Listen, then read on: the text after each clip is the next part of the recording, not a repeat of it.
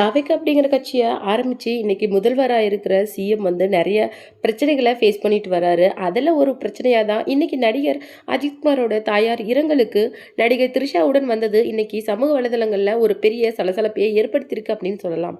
அந்த வகையில் அவருக்காக ஆதரவு தெரிவித்து பேசியிருக்காரு நடிகர் சிம்பு. அவர் என்ன சொல்லியிருக்காரு அப்படிங்கிறத பற்றி தான் இந்த வீடியோவில் நம்ம டீட்டெயிலாக பார்க்க போகிறோம். வீடியோக்குள்ளே போகிறதுக்கு முன்னாடி நீங்கள் நம்ம சேனலுக்கு புதியவராக இருந்தால் மறக்காமல் சிபி ட்ரெண்டிங்கை சப்ஸ்கிரைப் பண்ணி ஃபாலோ பண்ணிக்கோங்க.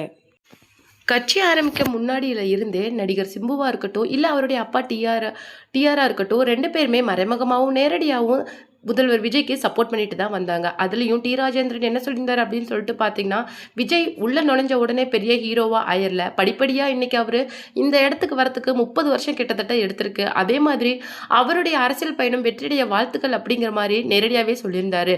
அது மட்டும் இல்லாமல் நீங்கள் மாற்றத்தை விரும்புகிறீங்களா அப்படின்னு சொல்லிட்டு மீடியாக்கள் வந்து சிம்பு கிட்ட கேட்டதுக்கு அவர் என்ன சொல்லியிருந்தாங்க அப்படின்னு சொல்லிட்டு பார்த்தீங்கன்னா, மாற்றத்தை நான் மட்டும் கிடையாது, எல்லாருமே மாற்றத்தை எதிர்பார்த்துட்டு தான் இருக்காங்க அப்படின்னு சொல்லிட்டு ரொம்ப ஓப்பனாக சொல்லியிருந்தாங்க. அது மட்டும் இல்லாமல் நீங்கள் என்னை சிக்க வைக்கிறதுக்கு நிறைய கேள்விகள் கேட்டாலும் நான் சொல்கிற ஒரே விஷயம் என்னதான், ஒன்று தான், விஜய் அண்ணா வாழ்த்துக்கள் அப்படிங்கிற மாதிரியும் ஓப்பனாக சொல்லியிருந்தாங்க. இன்றைக்கி வந்து நடிகை த்ரிஷா கூட அஜித்குமாரோட தாயாரோட இரங்கலுக்கு வந்த விஷயம் வந்து சமூக வலைதளங்களில் ஒரு பரபரப்பை ஏற்படுத்துறது.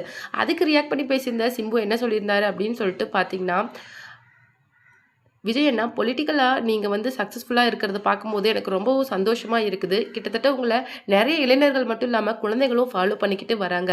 ஆனால் லைஃப்பில் ரொம்ப முக்கியமான ஒரு விஷயம் என்ன அப்படின்னு சொல்லிட்டு பார்த்தீங்கன்னா, ஃபேமிலி தான். நம்ம சக்ஸஸ்ஃபுல்லாக இருந்தாலும் சரி, இன்ஃபேக்ட் நம்ம தோல்வி அடைஞ்சாலும் சரி, நம்ம கூட இருக்க போகிறது ஃபேமிலி மட்டும்தான். உங்களுடைய நட்பு வட்டாரங்கள் எனக்கு ரொம்ப பரிச்சயமான விஷயம்தான். ஆனாலும் இந்த மாதிரி ஒரு இக்கட்டான சூழ்நிலையில் நீங்கள் அதை முற்றுப்புள்ளி வைக்கிறதுக்காக நீங்கள் செய்கிற அந்த பகிரங்க நடவடிக்கைகள்லாம் வந்து எல்லாருக்குமே அதிர்ச்சியை தான் ஏற்படுத்திடுது. அது மட்டும் இல்லாமல் முக்கியமாக உங்களுடைய தொண்டர்களுக்கு அது பெரிய வலியையும் காயத்தையும் ஏற்படுத்தும். நீங்கள் ஒரு முன்னுதாரணமாக அவங்களுக்கு கண்டிப்பாக இருக்கணும். இது நாள் வரைக்கும் ஒரு நடிகனாக இருந்தீங்க, இன்னைக்கு தமிழகத்தோட முதல்வராக இருக்கிறீங்க. அப்படி இருக்கும்போது உங்களுக்கு கூடுதல் பொறுப்பு அப்படிங்கிறது அதிகரிச்சிருக்குது. ஏன்னா குடும்பம், குழந்தைகள் அப்படின்னு சொல்லிட்டு நீங்கள் எந்த அளவுக்கு ஒரு ரோல் மாடலாக இருக்கிறீங்களோ அது உங்களுடைய ரசிகர்கள் மட்டும் இல்லாமல் உங்களுடைய தொண்டர்கள், அது மட்டும் இல்லாமல் அடுத்த ஜென்ரேஷன் வரைக்குமே அது ஒரு இம்பேக்டை ஏற்படுத்தும். அது குடும்பங்களில் எவ்வளவு பிரச்சனைகள் வேணாலும் வரலாம், அது சகஜம்தான். ஆனால் அதற்காக நீங்கள் வதந்திக்கு முற்றுப்புள்ளி வைக்கிற அப்படிங்கிற பேரில் பண்ணுற சில விஷயங்கள் சரி கிடையாது. அது உங்களை மட்டும் கிடையாது, உங்களுடைய அரசியல் வாழ்க்கையும் சேர்த்து ஒரு பெரிய கரும்புள்ளியை ஏற்படுத்தும். தயவுசெய்து நீங்கள் பண்ணுற விஷயங்களை தயவுசெய்து கொஞ்சம் நிறுத்துங்க அப்படிங்கிற மாதிரி சொல்லியிருக்காங்க.